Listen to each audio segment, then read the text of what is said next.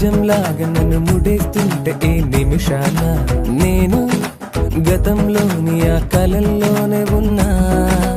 నువ్వు ప్రతిసారి నీ ప్రపంచంలో నన్ను చూస్తున్నా. నేను అదే పనిగా నిన్ను వెలేస్తూనే ఉన్నా. నువ్వు నన్ను కడలిలోని ఆ కెరట మల్లె విడిపోకున్నా. నేను ఒక